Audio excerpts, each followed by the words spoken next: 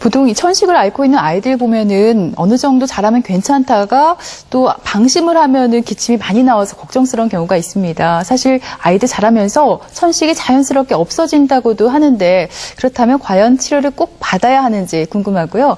소아천식이 성인 천식으로 이어지는 경우가 많이 있습니까?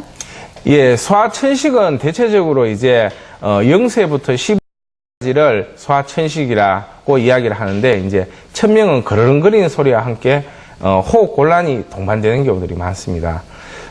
대체적으로 통계적으로 보면은 소아기의 천식은 한 5 내지 10% 정도 되고 남자아이가 2배 정도 많다 이렇게 통계가 나오고 있습니다. 일반적으로 소아천식은 이제 3살에서 4살을 전후해 가지고 점점 덜해지기 시작합니다. 덜해지기 시작하고 사춘기가 지나면서 거의 회복되는데 이때 이제 제대로 정확하게 못 나수게 되면은 성인 천식으로 이어지는 경향을 보이게 됩니다. 주로 이제 소아천식이 최근에 많이 증가되고 있는 경향이 있는데요. 주로 환경 오염이라든가 그 다음에 주거 환경이 바뀌면서 실내 인테리어나 이런 걸 통해서 굉장히 유기화합물의 자극을 많이 받고 그 다음에 소아들이 체력이 감소되면서 공동생활하는 환경이 늘어나기 때문에 천식이 증가되고 있다 이렇게 알려지고 있습니다. 그런데 이제 소아천식은 크게 나누면 2가지 종류로 나눌 수 있습니다. 기관지 천식인데 주로 이제 발작습 호흡곤란과 이제 천명음이 생깁니다. 우리가 말하는 천식의 경우에 해당하는 거죠. 그 다음에 이제 천식성 기관지염이 있는데요. 기관지염이 걸린다든가 감기에 걸렸는데 이게 심하게 호흡기를 자극함으로 인해서 천식에 가까운 증상들을 보이게 되는 경우입니다.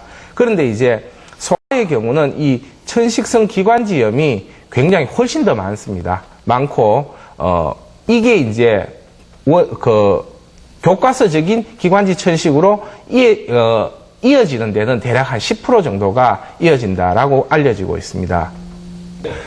이렇게 소아천식이 방치되는 경우가 생길 수 있는데요. 이런 경우에는 굉장히 문제가 될 수 있습니다. 소아천식의 특징이 발작적으로 증상이 확 나타났다가 또 갑자기 좋아지고 이렇게 변덕스러운 과정을 보이게 되는데요. 이게 이제 그냥 방치를 해버리게 되면은 치료율이 점점 떨어지고 원래 자연 치료율은 한 50에서 60% 정도 된다고 알려지고 있는데 최근에는 이런 어떤 치료율이 점점 떨어지고 있는 그런 추세입니다.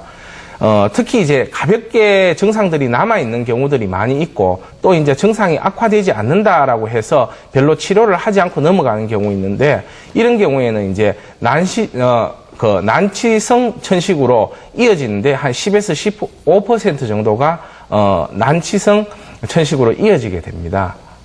천식을 방치했을 때 문제가 되는 경우는 기관지 점막이 흉터가 생기게 되면서 점점 변형이 일어나게 됩니다. 그리고 이렇게 변형이 일어난 경우에는 회복이 되지 않고 계속 이제 천식을 악화시키는 요인으로 작용하게 되고요.